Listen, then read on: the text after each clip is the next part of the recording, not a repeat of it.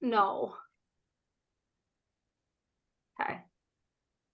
But yeah, my first reset back from having Murray, I almost feel bad. I feel like they didn't quite get my whole, like, I was only like half there. I was functioning on very little of being a human being at that point in time. So I'm a little bit back to normal now. This is, I think, my third one since Murray turned 1. So there's that. I love how there's a bunch of us with littles in here. That's fun. Andrea, I know you have a little. Ellie, I know you have a little. Melissa, who's not on here, I think she might have to catch the replay. She also has a little. Our babies are only like a couple months apart. So fun. All right, hold on.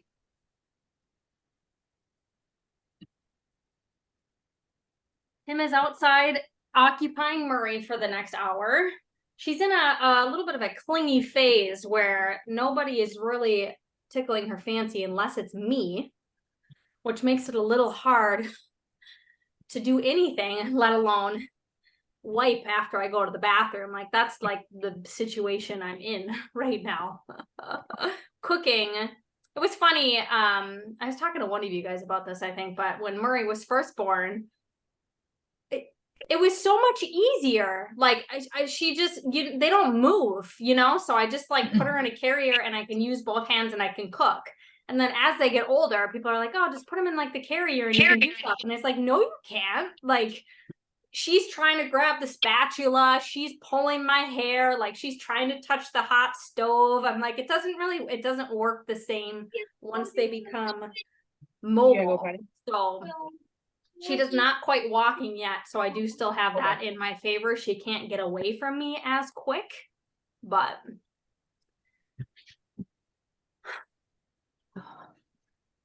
I'm glad to see we have quite a few of you guys joining. Here's the thing. It's always kind of a shot in the dark as to who's going to be able to attend live and who's not going to be able to attend live. When I first started these resets, I think 4 or 5 years ago, I used to try to coordinate people's schedules. And I learned quickly that that was real dumb. And it was impossible because I typically have anywhere from 10 to 20 people in these groups. And interesting enough, the first groups that I did, so I had groups going for about a year and then COVID hit. But when we had COVID, I had my highest attendance of resetters, which is a little bit comical to me, but people also had extra money to spend with all of the stimulus checks that were coming out. So people were like, oh, like, well, let's sign up for a reset. So I quickly learned, though, trying to coordinate people's schedules for the Zoom call is just a disaster. So I just pick a time that works for me, and hope that people can join. I'm going to try my hardest to stick to this time, but I make no promises to you guys.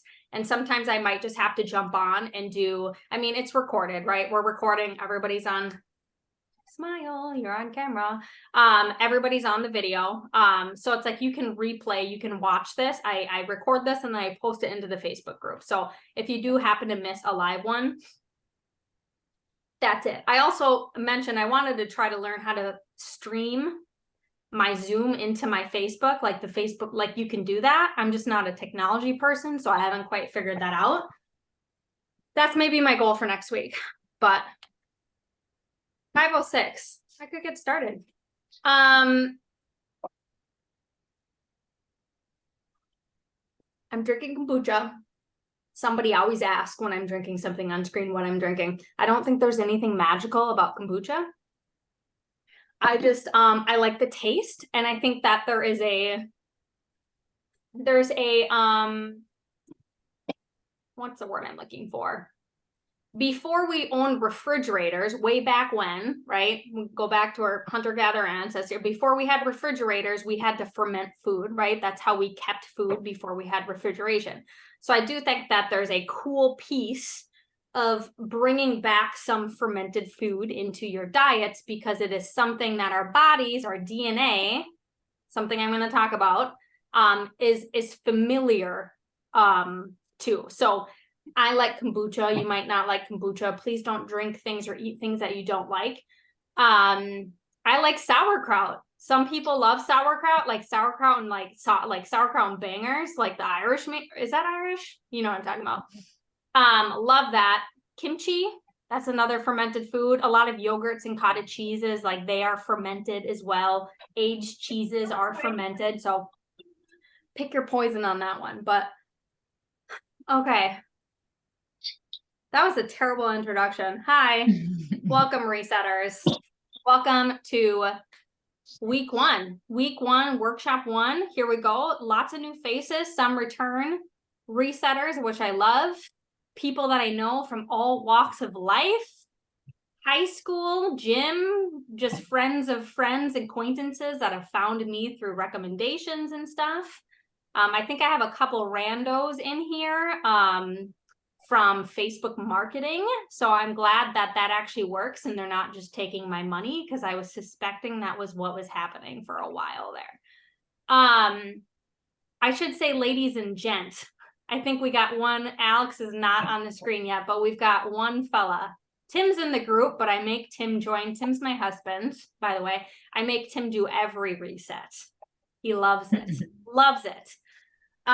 So he's in the group too, but Alex, he's also in the group. Way to be hold the fort down, you two, for the men's side of this. But the good thing is our metabolism, you guys, right? Because this is a metabolic program. Even if you're a man or a woman, we tend to use fuel in the same way. Women, we just get the blessing, shall we call this, or a curse, depending on which walk of life you're in, of having more phases of hormone shifts that influence your metabolism than men. I think men have one. I think they go through some kind of like, don't quote me on this, but they go through something similar to menopause.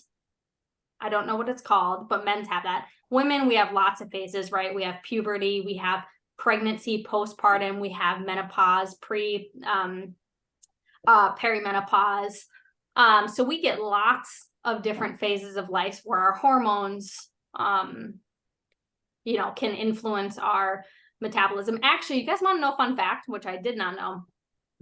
This doesn't really apply to a lot of people, but I learned that from some of my postpartum moms in here, actually, you might find this entertaining, that your hormone profile in postpartum is similar to when you were around 14 years old, is similar to your hormone profile in your teens, which I just thought was interesting because that explains a lot, because I was a little kooky in my teens and I felt that way in postpartum too. So I was like, that makes sense. But I'm already really impressed with you guys and your interactions that we've got going on in the group. I love it. I'm going to skip the housekeeping stuff because I did a new thing this reset and everybody got the housekeeping stuff emailed to them. Did you notice that, Carlene? What do we think about that? Yeah. Usually I have that big document and I post it into the group and then I talk about it again on here, but it just takes up a lot of time. So I just emailed it out to everybody. And I think I'm going to keep doing that. So yeah, I'm going to skip that. I laid out the nuts and the bolts of the program in that email that you got Sunday. If you have no idea what I'm talking about, go look in your inbox. Check your spam too if you don't see it. And then I jumped on a quick little live yesterday, and then I kind of explained a little bit more of the housekeeping stuff. So my goal is to always keep these Zoom calls around an hour. I gave myself more time because I used to say that I would be done in 45 minutes, and I never would meet that. I could never do it. Because if you know me, if you listen to me on social media, or if you've done a reset before, I like to talk, and I often go on rants. And I get far, and sometimes you guys might have to reel me back in. So they tend to take a little bit longer than I anticipate. But I have my little notes here to hopefully keep me on track. Maybe I'll do a little intro. I'm Brandy Sheehan. I'm your guys' coach, your cheerleader, your confidant the next 6 weeks. Maybe your shoulder to cry on, depending on where you're at in this journey. I have a 1-year-old daughter. I lived most of my life thinking I never wanted kids. I still have those thoughts. Let's say that. But she's pretty cute, so I think I'm going to keep her for a while. I tend to not like kids past like age 5, so I'm not totally sure what I'm going to do then. But hopefully she grows on me. Yeah, so I have a baby. My husband, Tim, he's a chef by trade, and he just went headfirst into the real estate world, so he's now a realtor. We live in St. Paul. I'm a children's mental health case manager for Washington County. That's my big kid job. I have a big kid job. This is just my funsy job. I just do this on the side for kicks. So yeah, I have a normal full-time job that keeps me busy between the baby, the job, coaching. Life has been quite the whirlwind for the last year. And yeah, that's kind of that. Why I created the reset. Somebody asked me that, and I feel like I should expand on this here really quick. So I spent half my life, a decade at least, engaging in hardcore, strict, restrictive dieting, punishing chronic exercise. My health, my metabolism, my mental health took a major hit from that. I really prided myself, not a badge that I'm proud of, but I thought I was at the time, of being an excellent dieter. I was an excellent dieter. I was a compliant dieter. I did everything right.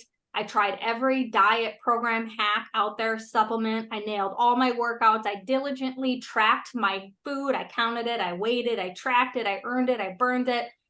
You know that paradigm that we work out in where you work out to earn your food and then you work out to burn off your food, this weird dynamic that we have with working out, which is, thank you fitness culture for that. I'll say that I should probably, oh, there's a bug in here. I thoroughly apologize on the behalf of our fitness and diet culture for making something simple as feeding yourself a really fucking complicated thing, because you guys, it does not have to be complicated. And my hopes for you at the end of this, that I'm going to uncomplicate things for you. But I'm apologizing on behalf of the industry, because I was part of that and part of the nuance and the fuss at one point in time, until I learned a different way. But anyways, my dieting started when I was young. You know, I watched my mom diet. I hope my mom doesn't join a reset at some point in time, because I might have to throw her under the bus. No, it's not her fault, right? My mom, like, no hate, no shame. My mom probably learned it from her mom, right? It's a generational cultural diet programming thing. So I watched my mom diet. I watched my mom on Slim Fast. Not eat, pick at food all day, just really wonky relationship with food. When I was younger, I don't think I really thought anything of it until kind of hindsight, when I was like, like those behaviors weren't normal. That stuff wasn't normal. I think it's just interesting to think about. We all learn our habits, right? We all learn our relationship with food from something, and that typically goes back to our childhood. We're not going to take a deep dive here into psychology and unraveling childhood trauma or anything like that, but I think it's worth thinking about where you learned about food, how you engage with food, the habits that you don't particularly want anymore. Where did you learn those from? Because we learned them from somewhere, right? We didn't come out of the womb with these kind of thoughts and processes around diet and around our bodies. We learned them somewhere, and it usually started in our home for most people, until the world kind of our diet culture and our beauty culture starts to shape some of that narrative for us. But anyway, so fast forward through a decade of this. Essentially, I'm 30. I'll be 36. I had to think about that. I'll be 36 here in a couple weeks, actually. So just to put that in perspective of me spending a decade, probably a little bit more decade, kind of in this paradigm. But fast forward, like that, the dieting, which eventually led into disordered eating, which eventually turned into full-blown eating disorders for me, something that I struggled with a lot, a bad relationship with food, a bad relationship with my body. And I just thought there has to be another way. Like, there has to be another way.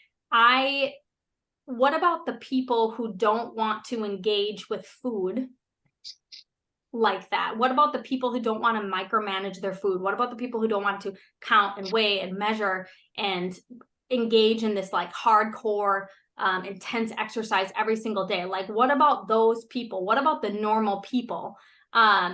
Those are my people.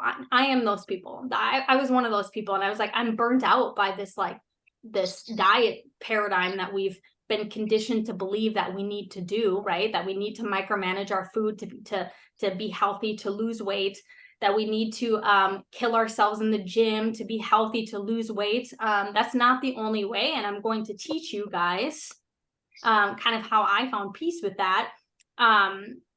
And my paradigm, my philosophy around this for people who want to reach their goals and just coexist with food in their bodies peacefully, not obsessively. We can do both. We can do both. So here's where we really got the metabolism wrong. We've really like bastardized how it actually works to sell gimmicky programs and supplements that apparently boost your metabolism or speed up your metabolism. Disclaimer, that's not how it works. It's not how our metabolism works. Our metabolism responds to signals, you guys. This is something I want you guys to remember. Our metabolism responds to signals and stress, okay? Think of your metabolism as like a stress barometer. It's constantly picking up things in our external and our internal environment, and it's reacting, responding to those stimulus. Our metabolism does not respond to some dumb diet math equation like calories and points, like no hate, no shame on Weight Watchers, but where we've somehow decided that we've transformed them into points. Our metabolism doesn't work like that. It's not just this like thing that complies to this like nice little set of calories and macros that Jimmy Bob prescribed us and told us to follow, or that you found somewhere on the internet. That's not how our metabolism works.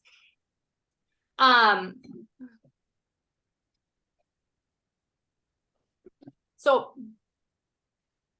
there's this concept called gene expression. This is going to sound a little wonky, you guys, but stay with me here.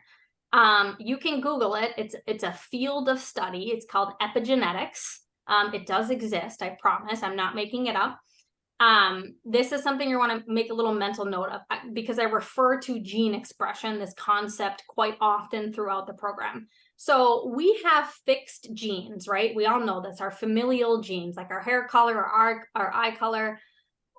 Maybe you have big feet that run in your family, right? We have these fixed genetics that we cannot change.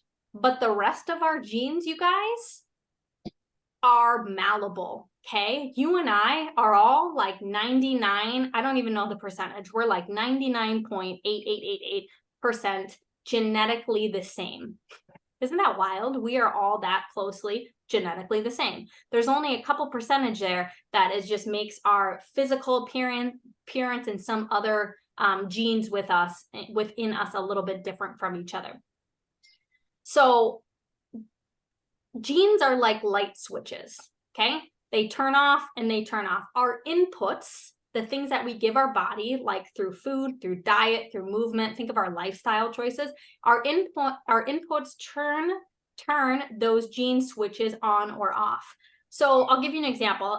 Somebody with, let's take obesity, right? Like the thought of like, well, you know, I'm overweight, my entire family's overweight, like we have a genetic disposition to obesity. You can insert anything, diabetes, high blood pressure, heart disease, all of these things. And people will say, well, I have a genetic predisposition to those things. And you're right, there is probably some small genetic influence that runs in that, but we have a lot of influence over our genes. Genes are not our destiny, and that should be good news for you. You guys have more control of this than you think. Our inputs, so take the obesity example. If we are living a sedentary life, we're eating a bunch of, processed, highly junk food, food that's not really meant to be human food. We're not getting sleep, we're chronically stressed out. We're going to flip those switches on, those light switches on, and your genes are going to express themselves in an unfavorable manner. Okay. Versus the latter of that, right? If you're doing all the things, if you're moving your body, I'm not talking about exercise. I'm just talking about moving, like not being sedentary. Exercise we'll talk about way later in the program. If we're eating whole, real food, if we're getting sleep, if we're managing our stress, if we're getting sunlight, if we're going outside every once in a while, if we're eating a biologically appropriate diet, those genes aren't going to switch on, okay? They're more likely to not switch on, and they're going to express themselves in a healthy way. Does that make sense to everybody, this concept of gene expression? Okay, light switches, guys. Light switches, and we get to decide with the inputs that we give it how those light switches are going to flip. If they're going to flip in a favorable way, or if they're going to flip in a non-favorable way that promotes disease and sickness and unhealthy, just an unhealthy state of being. So here's the thing, you guys, our DNA, like I just mentioned, because we're all very, very similar, is meant to be healthy, right? That is our default setting. Our default setting is health. That's it. You guys all have that. That is your baseline. That is your birthright. It's not sickness. It's not metabolic dysfunction. What we are doing here in the reset is we are realigning our inputs through the diet, movement, sleep, all these other things with what our DNA is expecting of us, right? What our DNA is expecting a human animal, right? Because we are animals in the animal kingdom. We're realigning this, okay? We're realigning our genes with our lifestyle inputs. Okay. Now I just babbled for half the time. This is what I'm talking about, you guys. I didn't even get into the content yet. So somebody reel me in. Carlene, that's your job because we know how this goes. Where do I want to go with this? Week 1. Okay, I'm going to dive into the content here. I kind of go big the first day with the purge. This is pivotal, you guys. This is really, really important. I want you guys to take the purge very seriously. Enabling your environment is hands down the best thing you can do for yourself. I've learned from previous resets, from previous clients, the ones who typically struggle the most are the ones who keep the unsupportive food around. You guys already know that the chips and the cookies and the ice cream and the candy and probably, whatever else you have in your cabinets, you guys probably already know that those are not the best option, right? You guys know that. You guys know that. You're not paying me the big bucks to tell you that chips and cookies and ice cream are probably not that great for your health. You guys already have that down. You know that. So I want you guys to make a plan to get rid of the foods that are going to hold you up during this time, that are not going to support you, they're not going to support your health, and replace them with the foods that do. And I gave this somewhat of a non-cumulative food list just to kind of get your wheels spinning. But it's basically meat, eggs, fish, poultry, fruits, vegetables, nuts, seeds, dairy if tolerant. You guys are going to be like spinning that off as a rhyme by the end of this. You're going to just have it down like the back of your head. I've said it 100 billion times, so I can just rattle off. There's your grocery list. It's nice and tidy. It's great. It's great. So this isn't to say you guys are never going to have treats again. If you guys know me, I'm on team treats. Humans are hedonistic creatures, you guys. We like pleasure. And treats are great and they bring us pleasure. But that's just the thing. A treat is a treat.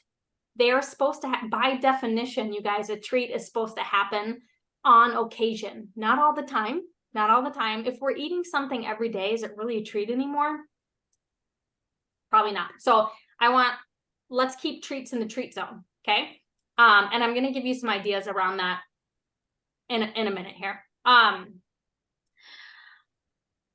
Willpower and discipline. I know I mentioned a little bit in the weekly content that posted this morning, or sorry, not this morning, yesterday morning. I hate these two words.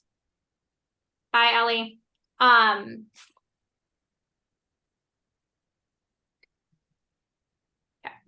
hate these two words. I hate these words too much, so much. No one here lacks willpower. I want to tell you guys that no one here lacks willpower. This suggests that you guys lack will. Do you know what will is? Have you guys ever Googled what the word will is? Will is a desire, a choice, an inclination. You guys all have a will. Like, you guys have the will to be here, to make a different choice, that to desire a better health outcome for yourselves. Like, you guys don't need any more willpower. You guys have willpower. Because you're all here, okay? And that's the first step. So I really want you guys to throw the concepts of willpower and discipline out the window, because who's ever here tried to rely on willpower and discipline to get them through a diet? Me, and it doesn't work, right? Or it works until it doesn't work, right? It works for like a week or two, and then it doesn't work anymore. And then our wonderful diet culture tells us that it's not working because you suck. You suck. You need more willpower. You need more discipline. And then you would just be able to stick to your plan and it would all be good, right? It's bullshit. You know, that's not how it works. The plan that you're probably following had super unrealistic parameters in the first place. So it was going to be impossible for you guys to even follow it in the first place. And the other thing, what do we know about willpower and discipline? It comes and goes. You're not motivated every day, right? If we're basing if you're basing your healthy choices off willpower and discipline, you're going to be spinning your wheels, because that burns out, right? I think it's before, like, there's a statistic out there that says, is it before like 12 o'clock? We lose most of our willpower by 12 o'clock because we've already made so many decisions. We're like decision fatigue by 12 o'clock in the afternoon. Okay. So it's like, so that means any food related, diet, health related choice you make past 12, you're screwed, according to that philosophy anyway. So anyways, I hereby absolve you guys of any guilt or shame you've ever been conditioned to believe because you didn't have enough willpower or discipline to stick to a plan. Guilt be gone. It's not your fault. You're working against your biology, and our biology will always win. You guys, hunger will always win. You're not flawed. It's not a character. It's not a deficit in your character. It's not a moral flaw. It's literally your human design, and you're working against it. So we got to get back into jive with your body. We got to learn to work with our body, with our biology, with our metabolism, and things get a hell of a lot easier. You're going to be surprised. You're like, wow, this actually doesn't feel that hard. Because it's not supposed to. This isn't supposed to be hard. Being healthy isn't supposed to be hard. This is a modern diet culture construct that has told us if it's not hard, it's not working, right? No pain, no gain. Isn't that no pain, no gain? There it is. Whatever it is. It's silly. It's silly. We're hardwired to eat, you guys. It's an evolutionary, and if the hunter-gatherer narrative doesn't fit your evolution, that's okay. Think back to your great grandparents. Do it that way if the whole hunter-gatherer narrative doesn't really sit well with you. That's kind of the ballpark that I play in, though. So it's an evolutionary skill. It's a survival mechanism. The humans who seeked out food and sex are the ones who survived, right? Because all species, every organism on this planet has one purpose, and it's for its species to survive. In order to do that, we need to eat, right? We need to eat, or whatever species you need to eat. And then you need to, hanky panky, so you can keep reproducing and your little offspring can keep populating your species. That's how it works. That's how our metabolism evolved. We all have these little pleasure centers in our brain that reward us when we eat or when we engage in intimacy, that allows it to feel good because that encourages us to keep doing that behavior, right? This is nature's way of encouraging us to keep doing those things so our species would live on. The problem here is we evolved in food scarcity, okay? There wasn't a lot of food around. There was not a 7-Eleven on every corner and a Starbucks. We evolved in a place where food was very scarce and it was very hard to come by, and we were always in search of food. Now we live in an environment that we have access to food literally 24/7, right? Our environment is very mismatched from our biology. We can snap our fingers and we can have food delivered. We don't have to do anything for it. We used to have to kind of work for our food, right? We were hunter and gatherers. We had to go hunt. We had to go get. It was a very labor intensive feat to go get food. Now we just pick up our phone here and call Jimmy John's, and we have a freaky fast food delivery in like 10 minutes. You know, it's wild. So our modern food environment is not super conducive to our biology. So this is why the whole moderation thing doesn't work. I know some of you are going to say, well, like, I'm actually a pretty good moderator. I'm not sure if I really believe that narrative. Humans do really well in a feasted state and a fasted state. I'm not just telling anybody to fast here. I'm just talking about time without food, right? We do really good when we eat a meal, eat a full meal, and we feast on it. And then we have a period of time without food until we get hungry, and then we eat food again, okay? The whole moderation thing where we're like trying to moderate some of these foods and where we're kind of we're grazing and snacking all day long doesn't really align with our biology. We're not snacking animals, you guys. We're not grazing animals. We're not cows. We're not ruminant animals. Those are the animals that literally have to graze and eat all day because that's what their physiology expects. Ours is not. We're not like that, guys. So if we keep those unsupportive foods around, right? The foods, your trigger foods, your hang up foods, whatever you want to call it, it's going to be that much harder to probably make a good choice, not because there's something wrong with you, but because it's our human design. So what were the things that I asked you guys to remove? There's really two main things, okay? Grains.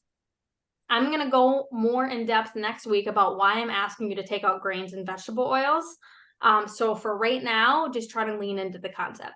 So grain-based foods, wheat, corn, rice, barley, and oats, right? And any of their derivatives. So cakes and cookies and breads and pastas and chips and crackers, anything made out of those foods. I don't care if the whole grains or refined grains. Let's tap the brakes on them for now. You don't have to worry about losing out on any nutrition. Grains are relatively a poor source of nutrients anyways. They offer relatively little nutrition for us. There isn't anything that you can get from a grain that you can't get elsewhere, okay? And in a less detrimental way, of which I'll explain next week. So let's tap the brakes on the grain-based food. I think I put like packaged processed foods on there, but mostly because most of those foods are going to be grain-based or they're going to have vegetable oils in them, right? I'm not like inherently like, oh my gosh, all of your food has to come straight from the ground. You have to go outside and pick it and eat it, right? All our food's processed, right? You go and you buy ground beef. It's processed. So I'm just talking about like the hyper palatable, junky food, processed kind of food.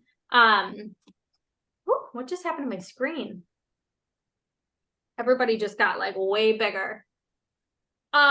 So grain-based foods, seed oils, vegetable oils, I'll use them interchangeably. This is a tricky one. They're hardly even oils. First of all, they're man-made, right? These are man-made in a factory. They're fake fats, okay? And there's relatively no oil in these substances anyways. Think of canola oil. Like, what is it from? Is it the rapeseed? The grapeseed? The rapeseed? I think it's... Seeds don't contain oil in the first place. Like, they have to go through a very excruciating process to even extract oil from them in the first place.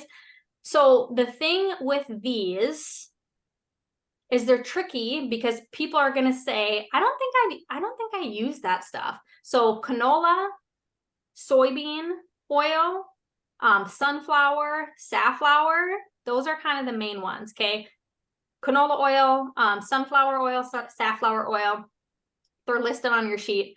And soybean, so yeah, and canola oil. They're tricky because it's in everything. It is literally in everything. We don't think that it's in everything.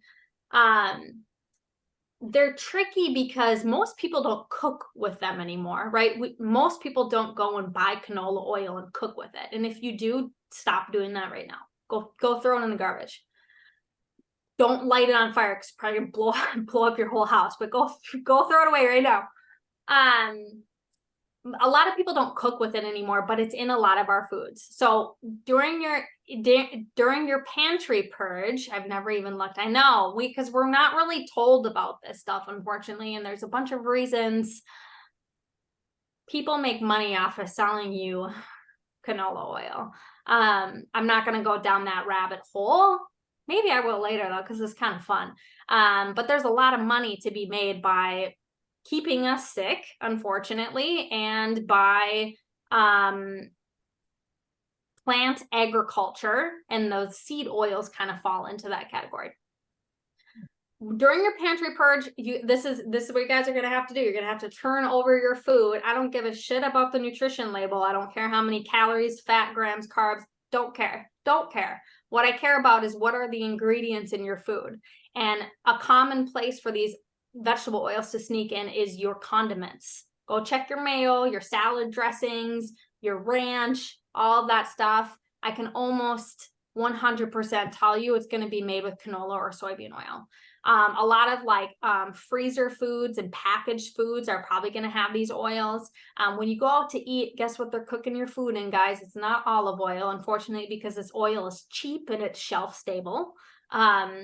I don't want us to be crazy about eating out though. Like, unless you're somebody who's literally eating out every day, we probably don't need to worry about it, right? Our bodies can handle occasional stressors. We're not going to be super dogmatic about this, but we don't want it part of our regular diet. So when you're doing the pantry purge, check your labels. If you need suggestions about like what to replace some of these with, so you can get, there's myself, I have great suggestions, and there's other people in the group who've done the reset before that know like some more some better condiments and stuff like that. Primal Kitchen, I'll give them a little name drop here. Like, they make great condiments and they're all used with avocado oil. I am an affiliate, so there's that. Actually, Primal Kitchen, have you guys heard of that condiment, that line, Primal Kitchen? So Mark Sisson, if you guys, he's the founder of Primal Kitchen. He's the founder of the institute that I got my health coaching certification through. So my certification is in ancestral health, okay? Primal health, ancestral health. And I went to the Primal Health Coach Institute, and that is Mark Sisson's school, health coaching school. And he also created Primal Kitchen to deliver, condiments that aren't so crappy and that won't cause harm to you. So that's one, but I mean, there are other brands and stuff out there. So if you guys need suggestions, just drop into the Facebook group and ask. 5:40, I got 20 minutes. I can do this.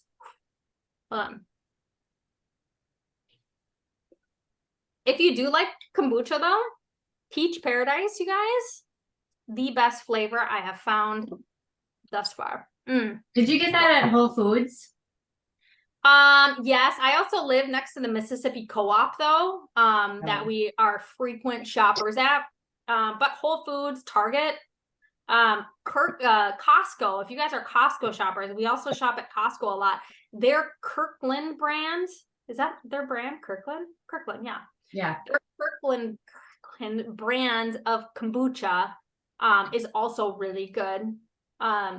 It's like a ginger lemon one, and I buy like the big cases because it's way more. You can get like a giant case of 12 for like $10, or you can go and spend $4 on this and piss away your money.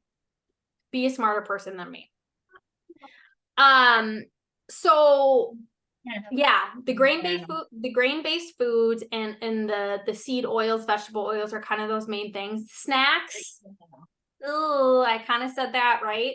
And this isn't inherently because snacking is wrong. It's kind of confusing though, I would say, right? Because we're not grazers. Our physiology is not set up for us to be grazing all day long. So snacking doesn't really make sense to our metabolism that much. But when you guys start prioritizing full meals, the snacking is just going to go away magically. This is what you're going to experience. I'm pretty confident in this. So it's not that it's inherently wrong, but you're just not going to need it anymore because we're going to prioritize meals. So moral of the story, I'm not going to tell you guys what you can and cannot eat. Not really, right? Because we're all making our own choices here. But you probably came to the reset with the understanding that you were probably going to have to make some different choices, right? What you were doing wasn't currently working for you. Therefore, you have to change it, because if nothing changes, nothing changes, right? I really don't like platitudes like that, but I do think that one's a good one. So if you guys want to keep chips and cookies in the house, 100% your choice. But you guys are the adults. You guys get to control what food comes into your house, right? The adults do the grocery shopping, the children do not. But I am asking you guys to understand that these foods not only look delicious because of our biology, because we're kind of hardwired to seek out highly caloric, energy dense food. So it doesn't only look yummy because of our biology, but this food is literally engineered to make them hyper palatable and irresistible, right? You guys, there are PhD level scientists, food scientists, whose sole job is to create food that intentionally lights up those little reward centers that I just talked about. So you can't stop eating their food. Is it the Pringles? The once you pop, you can't stop, whatever their slogan is there. Yeah, you know what I'm talking about. I butcher half of this. They're not kidding, because those are literally designed to make you not be able to stop eating them. Like, who can go and take one Oreo and be done with it? Nobody. Everybody's a liar if you tell me you can do that. Maybe Oreo is not your proxy, right? Maybe it's potato chips or pretzels or candy or whatever, but this food is designed to be delicious, and it's designed to be over 8. So that is just something I want you guys to know if you decide to keep them in your house. Food companies exist to make you to buy their food, right? Not necessarily because they care about our health. So I know a couple questions came up about the pantry purge. I would also like if some of my previous resetters, if you are a return resetters and you guys have ideas about the pantry purge and how you navigated that with your family, if you want to chime into the Facebook group too, that would be great. But here's the thing, okay? You have 2 sides of Coach Brandy right now, okay? There's sensitive Coach Brandy, and then there's the tough love Coach Brandy. I don't typically fall to the tough love side. I dabble in it from time to time, but I'm going to tell you 2 different scenarios from each side of Brandy, and you get to decide which coach you want to sit with. There is the sensitive coach when it comes to the pantry purge, who wants to acknowledge and be sensitive to people's living environments. And I don't want to make things harder for you, okay? Because if this is hard, you're never going to stick to it. If removing food from your home is going to cause friction, don't do it. Don't do it. But understand that it might be a little bit harder if you keep some foods around you. If it's going to be an argument to throw out husband or roommate or wife or whatever your dynamic is, or your kids, Doritos and Goldfish, if this is going to just be a meltdown central in your house and you and your partner or husband are going to start going at it with each other, don't do it. Just leave it. That's the sensitive side of Brandy. Being sensitive to your circumstances. The tough love side of Brandy is going to say, nobody needs that food. We like that food, right? That food's delicious. The ice cream, the cookies, the Goldfish, the food's delicious, but nobody needs it, right? You guys, your husband doesn't need it. Your kids don't need it. Your kids don't need chips and cookies and Goldfish and they don't need it, right? We want it because it's delicious. We can have it as treats 100%, but they are humans too. Doesn't always feel like it a lot of the days, but Kids are just little humans and they have the same nutritional requirements as we do. They just need to eat more to accommodate for their growing body and brains. We don't need to grow anymore, so we don't need to do that, but the nutritional requirements are pretty much the same.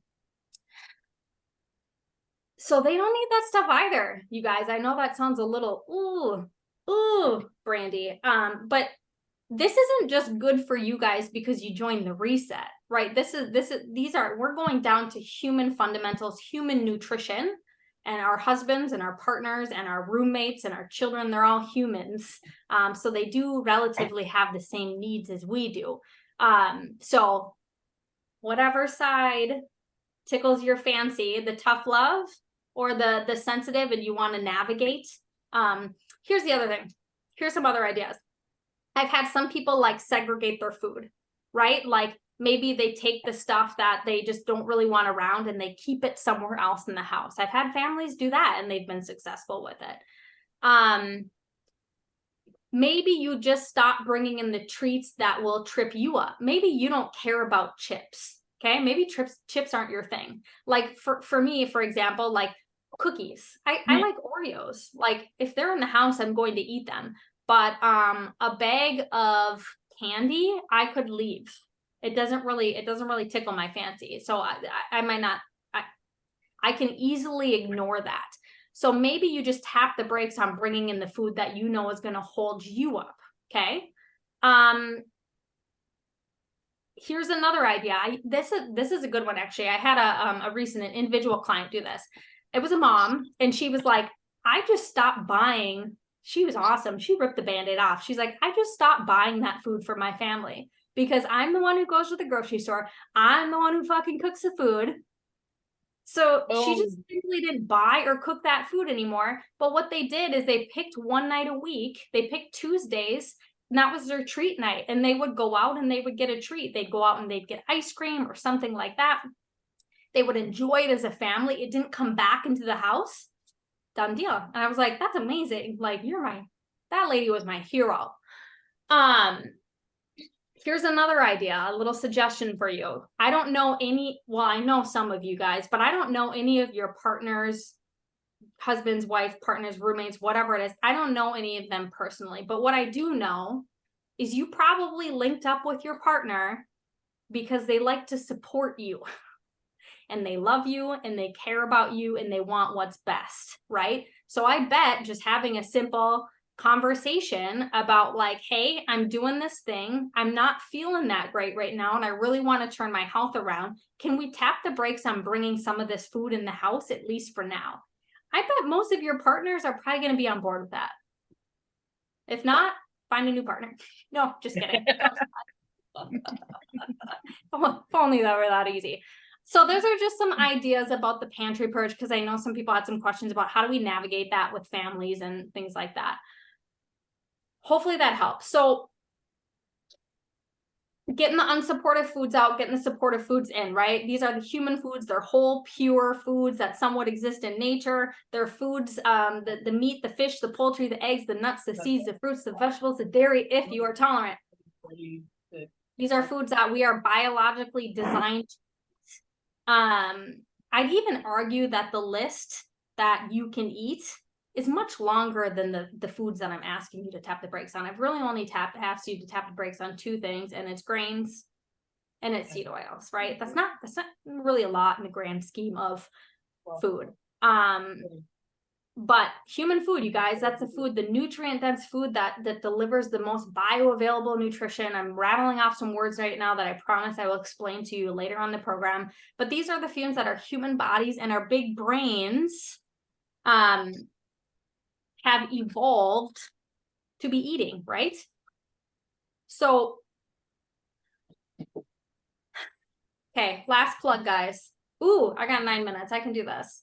Let me look at my notes here and see what is pivotal to share with you guys. And hopefully my computer is not. 1 second. I need to charge it.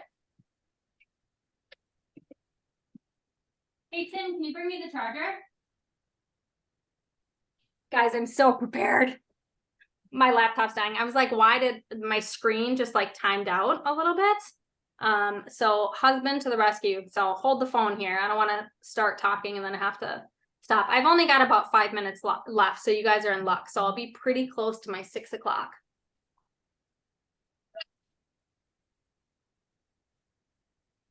This is what you get when you join the Reset Zoom call. So Did you tell him to rush and hurry? Oh my goodness.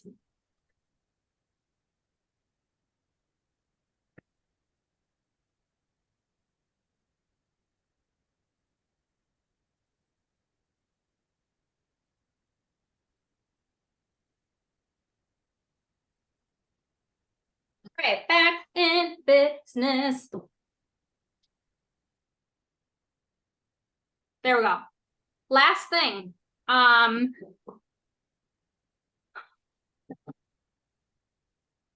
Food fundamental 1. Where do I want to start with this?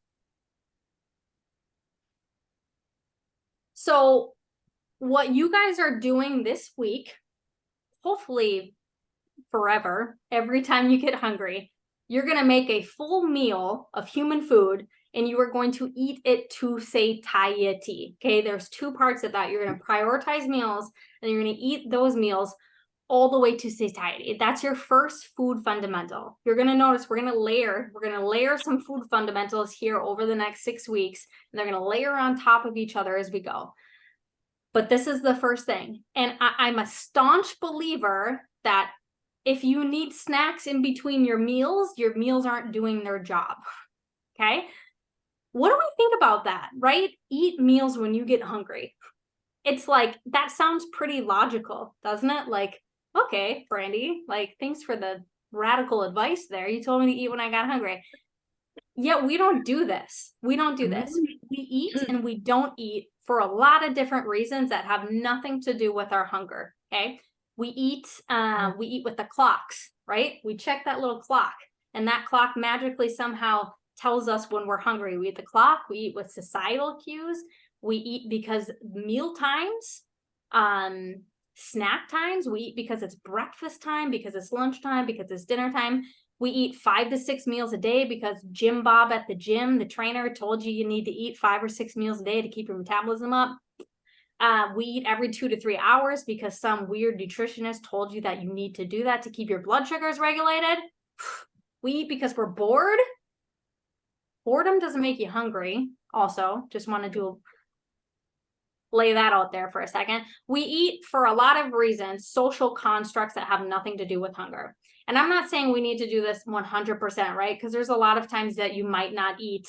I'll give you an example. You go to a birthday party, right? And there's a piece that we eat for celebration, right? A lot of things like the birthday party that I was just gonna mention, you know.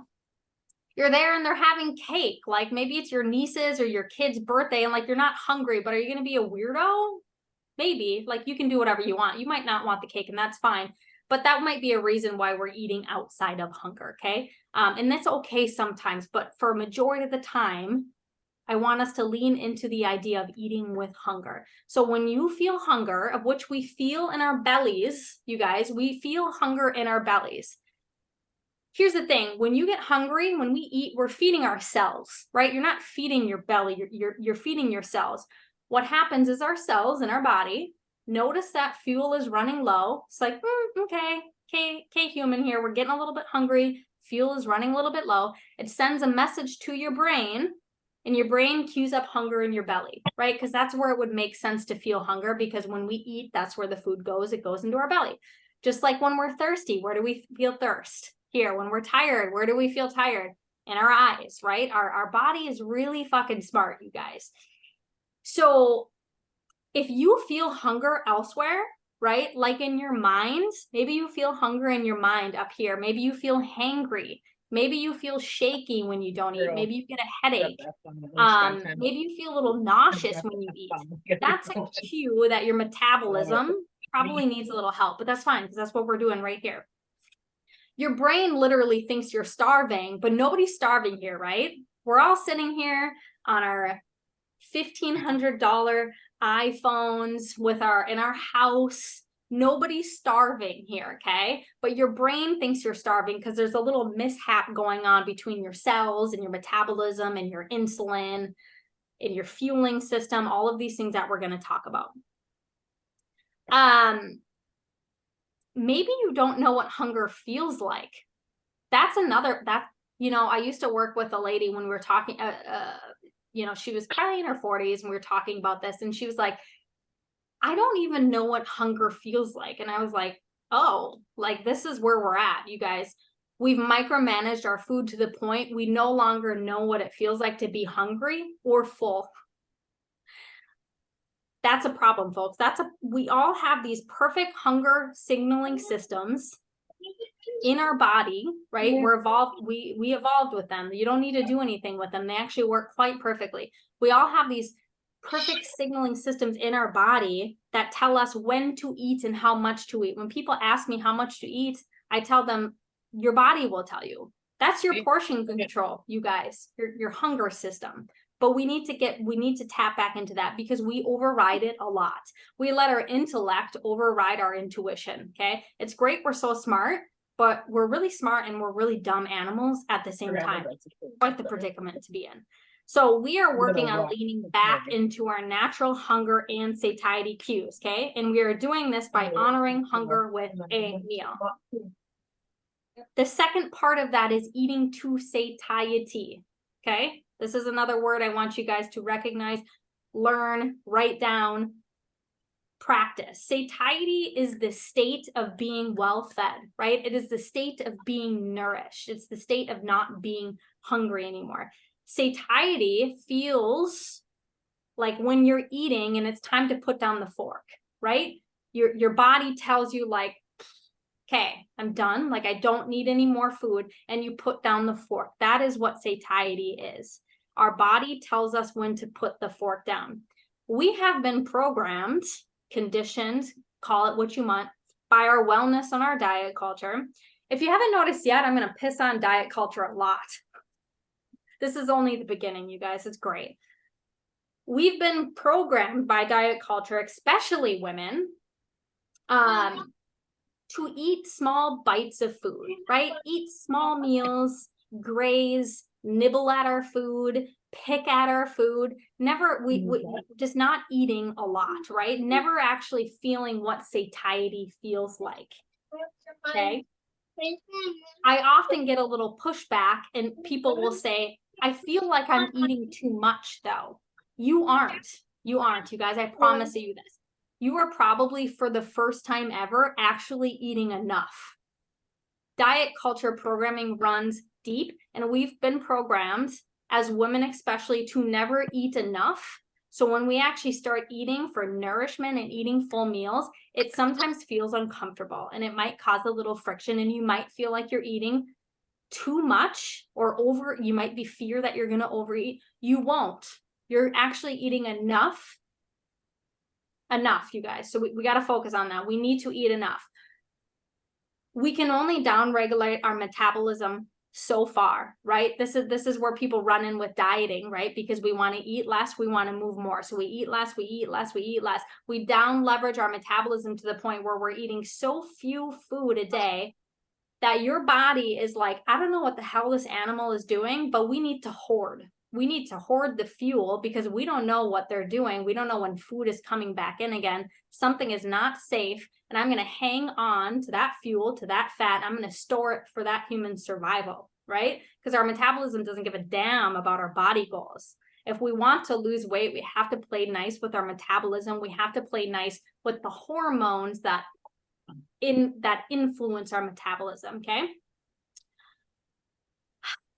Was that a good pep talk, you guys? I feel like that was a really good pep talk. The thing about satiety here, guys, I'm very passionate about this. I really hate diet culture and I hate what it's done to us as far as our relationship with food and our relationship with bodies. And I'm done with it, and I want you guys to be done with it too. So the thing about satiety, right? It's just eating enough. That's what satiety means. The root part of satiety is sate. Sate means enough, okay? So eating to satiety means eating enough. Maybe you have food left on your plate. Maybe you don't. Maybe you need to go get a little bit more. Maybe you ate something and you're like, my body's telling me that I need to eat a little bit more. I'm unsure if this is hunger. Let's just call it hunger for now and put a little bit more food on your plate, right? This is going to take some practice. But if you are somebody who's spent the last years, decades, yo-yo dieting, restrictive dieting, we have to go up from here, right? We have to go, you can't go down any further. You already know what down here feels like, and it feels like shit, right? You're hungry all the time. You have no energy. You're checked out of life. Your brain thought, like your body is somehow hanging on to fat, and you're like, I don't understand, like I'm not eating, how is it? And it's like, that's a survival mechanism. Your body's doing you solid, actually, because it's trying to keep you alive. Your metabolism doesn't know that you're dieting, right? It doesn't know that you're trying to fit into a smaller size pants. It doesn't know that you're trying to get a bikini bod. It's there to help you stay alive. So it's hoarding fuel for a reason, because you told it to hoard fuel, okay? So we have to send safe signals, safe messages back to your metabolism, so your metabolism feels nourished and feels safe, that it will liberate some of that stored body fat. And this process takes time.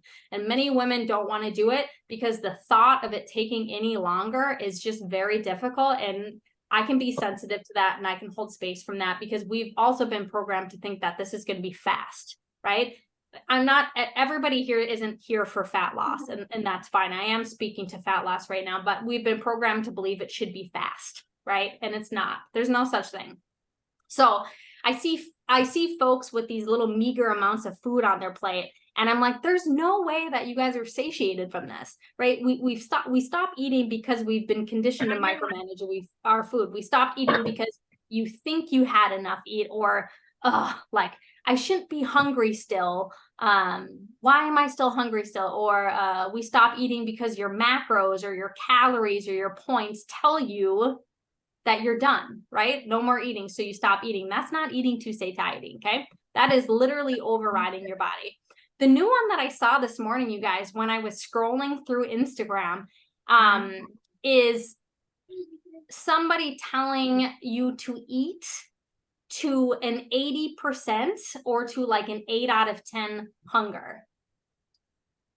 Like, do we have some like percentage barometer in our stomach that somehow, like, does it just like beep when you hit 80% full? It's just another form of micromanaging. It's like, no, we're not eating to 80% fullness. We're eating to satiety. Okay. So don't do any of that. You're going to practice eating full meals of human food, right? That's the caveat here. If you're eating processed junk food, you're going to struggle eating that to satiety, right? Because that food kind of overrides our satiety signaling, and it makes us want to keep eating. You're never going to hit satiety with those foods.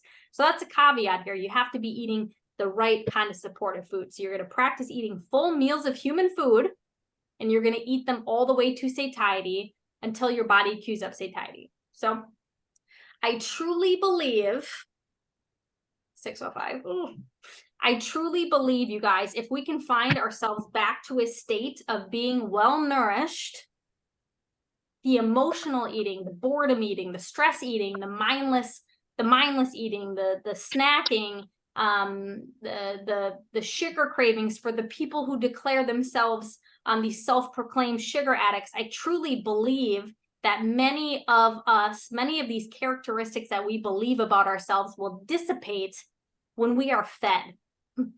When we are fed. I'm not just talking about calories, I'm talking about nourishment. Okay? Okay. Here's a fun little satiety experiment for you guys. And then I'm gonna call it quits. I did this morning. You saw me, I think I posted what I had for my first meal of the day. There was a lot of food on that plate. Sometimes I intentionally put more food on my plate. And when I look at it, I'm like, oh my God, there's no way that I'm going to be able to eat all this. Sometimes I intentionally do that to practice eating to satiety. Isn't that cool? Try that. Try it on for size. Put a bunch of supportive human food on your plate tomorrow or for dinner or whatever, and practice eating to satiety. Practice eating. Yeah, it's a good one, right? Just eat until your body's like, stop. Like, I'm done. I'm done. It's kind of interesting. And don't fear it, you guys. You're not going to overeat this food. You're not going to overeat this food. Okay. I was pretty close to an hour. It's in dog food. It is in dog food, Carlene. So Carlene and I have had a lot of conversations about the food that we also give our animals, right? Because our animals have a biological diet too. I'm not going to go into this, but they even have weird shit in their food. Can you talk about dairy? Yes, very briefly. I understand if people need to sign off. This is taking a little bit longer than I anticipated, but that's just how we roll in the reset. Real quick on dairy. Most people probably already know if they're tolerant or not. If you eat dairy and you get a stomach ache, you get a rash, you start getting moody, headaches,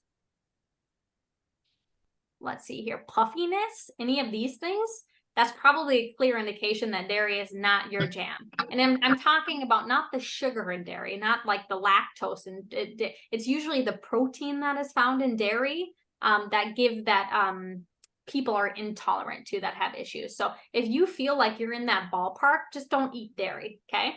I used to, way back when the reset started, I used to have people tap the brakes on dairy. I'm going to talk about that a little bit later in the program, but for some people, it can be an immunogenic food, meaning it can cause some problems and it causes some inflammation problems. So if you think you are that person, don't eat dairy. If you can eat dairy and you don't have problems with it, that's fine. Some people that can't tolerate dairy can maybe tolerate like goat versions, like goat cheese and stuff like that, a little bit better than cow's milk dairy. But if you have more specific questions about dairy, drop them in the group. But that's just kind of a general thing. I tolerate dairy okay. Whatever. So I eat dairy. I really like a Just good means cheese. that you're supposed to be But it means that they like.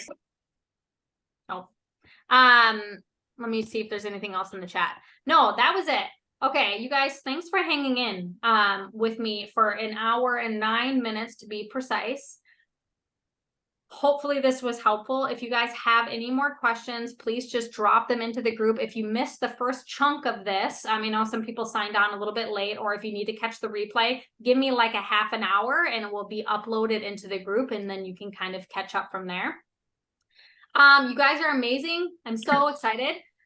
This is why I get so lost in my talk, because I'm just so excited to talk about this all the time. Keep at it, you guys. And if you guys run into any obstacles or barriers, just drop them in the group. We can literally troubleshoot anything. Okay. Bye, guys.